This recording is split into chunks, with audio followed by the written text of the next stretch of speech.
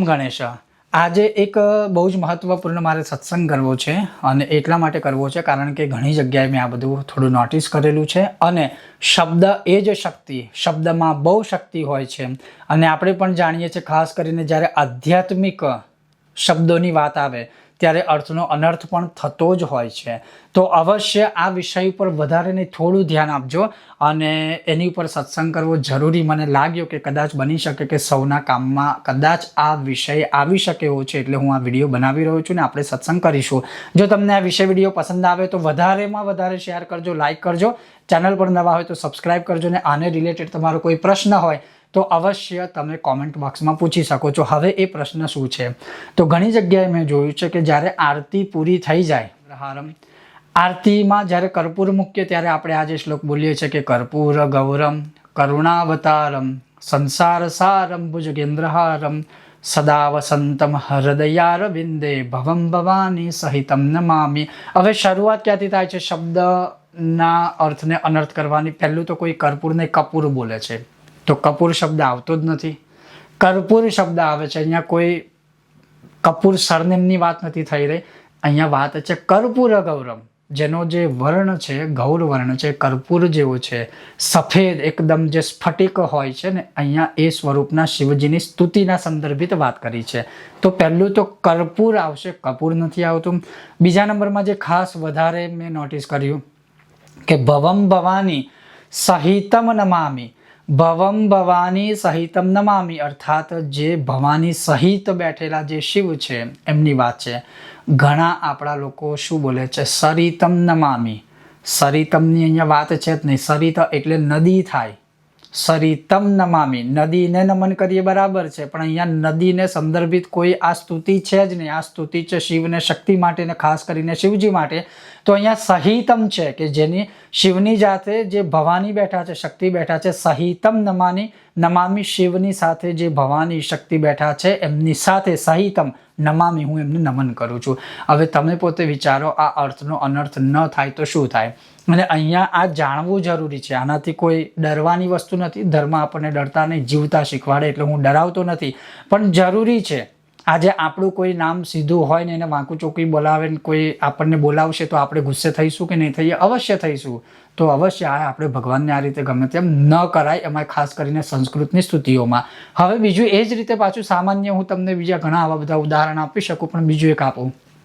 ઘણીવાર મેં જોયું છે કે એક ઘણા લોકો વોટ્સઅપમાં મેસેજ કરતા હોય કે ટેક્સ્ટ મેસેજ કરતા હોય તો એમની પાસે ચીટચેટ કરવા ઘણો ટાઈમ હોય પણ જ્યારે શરૂઆતમાં ભગવાનનું નામ બોલવું હોય તો જય સિયારામ એટલે JSR થઈ ગયા.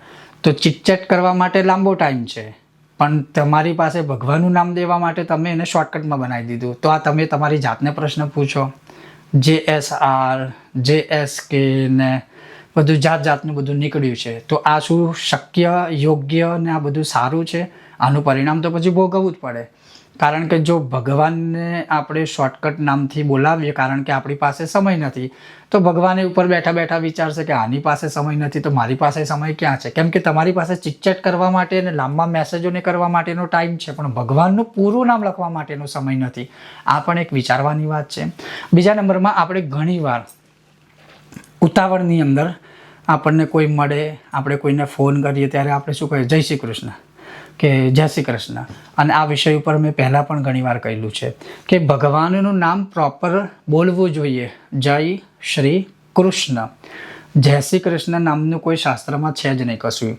હવે એ જયસી એટલે એક બીજા સંપ્રદાયની અનુયાયી થઈ જાય કે જે બીજા ધર્મમાં જ આવી જાય. જયસી એટલે તમને ખબર છે કે કયા સંપ્રદાયમાં આવે તો એમાં જય શ્રી કૃષ્ણ ના આવે, જય શ્રી કૃષ્ણ કે જેની સાથે શ્રી એટલે રાધા, શ્રી એટલે લક્ષ્મી, શ્રી એટલે સેવા અને શ્રી એટલે ઘણા અર્થ થાય છે.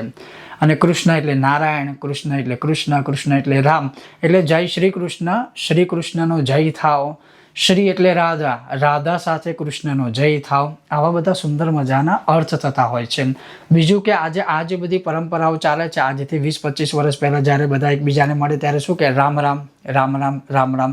અને તમને ખબર હોય કે રામ નામની માળા છે, રામ રામ 1, રામ રામ 2, રામ રામ 3, રામ રામ 4. તો એ કેમ? કેમ કે જ્યારે કોઈ મંત્ર જાપ ન કરી શકે ને ત્યારે આવું નામ સ્મરણથી 108 વાર એની ગણતરી કરતા હતા તો એમને એક માળાનું ફળ મળી ગયું. જય શ્રી કૃષ્ણ. જ્યારે આપણે કોઈને ફોન કરીએ ત્યારે સૌથી પહેલાં તો આવું જ કહીએ ને કે જય શ્રી કૃષ્ણ. ભલે ઘણા લોકો જય શ્રી કૃષ્ણ નામની કોઈ વસ્તુ જ નથી, જય શ્રી કૃષ્ણ. તો જય શ્રી કૃષ્ણ આજે દિવસમાં આપણે 50 ફોન કરીએ. સામેવાળો આપણને કહેશે જય શ્રી કૃષ્ણ એટલે એ ભગવાનનું નામ બોલ્યો, આપણે એને સામે રિપ્લાય કરીશું જય શ્રી કૃષ્ણ એટલે આપણે ભગવાનનું નામ બોલ્યા. તો એ રીતે દિવસમાં આજે 40-50 કોલ થશે તો આપણે ઓટોમેટિકલી એ ભગવાનનું નામ બોલવાથી શરૂઆત કરીએ અને ફોન મૂકીએ ત્યારે પણ ભગવાનનું નામ બોલીએ તો આપણે 1-2 માળા થઈ ગઈ. જાણતા અજાણતા જ આપણાથી માળા થઈ ગઈ ને. તો આ બધું એટલા માટે આરંભ થયેલો છે ને આપણા ઋષિમુનિઓએ કરેલો છે, પણ આપણે એટલા બધા ઝડપી દોડી રહ્યા છે અને ઝડપી દોડની અંદર આપણે પોતે પણ દુઃખી થઈ રહ્યા છે. એ દુઃખના કારણ આપણે જ ઊભા કરેલા છે અને ક્યાંક ને ક્યાંક આવી અજાણતાથી જે ઘણી બધી પ્રકારની ભૂલો થઈ રહી છે એમાં આપણે આ બધું ભોગવી રહ્યા છે. તો કહેવાનો અર્થ ખાલી એટલો જ છે કે ભાગ્યને ભોગવો પણ સમજદારીપૂર્વક. એટલે આ બધું જે કાર્ય છે ભગવાનનું નામ સ્મરણ છે, ભગવાનના નામ છે, સંસ્કૃતના શ્લોક છે, એને સમજો, જાણો, પછી એનું સ્પષ્ટ ઉચ્ચારણ કરશો તો 100% સારું ને શુભ ફળ મળશે. પણ પછી આપણે એ રીતે નહીં કરીએ તો પછી આપણે એનું પરિણામ તો ભોગવવું જ પડે. કહેવાનો અર્થ છે કે તમે જે કાંઈ કરો એ પરફેક્ટ કરો, કન્વિનિયન્ટ પૂરેપૂરા ન બનો. ભગવાનમાં કોઈ ઓપ્શન રાખશો નહીં તો ભગવાન આપણામાં ઓપ્શન રાખશે, એમાં કોઈ સંદેહ નથી. ખૂબ જ જલ્દી મળીશું નવા વિષયના વિડીયો સાથે. તમે જોતા રહો ચાલો સત્સંગ કરીએ મારી સાથે. ઓમ ગણેશ, હર હર મહાદેવ, જય શ્રી કૃષ્ણ.